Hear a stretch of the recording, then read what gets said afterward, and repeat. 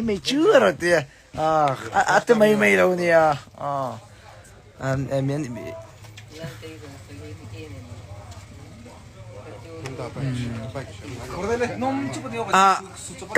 Honda bike ka du ve si sim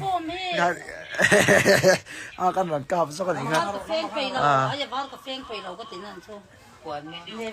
pui tao bye bye lo mi fa nai nang ma khai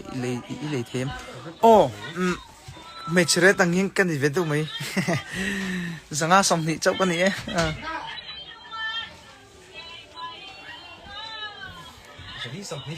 rồi thì vậy vậy ai sáng xong thì sáng bao sáng xong thì cái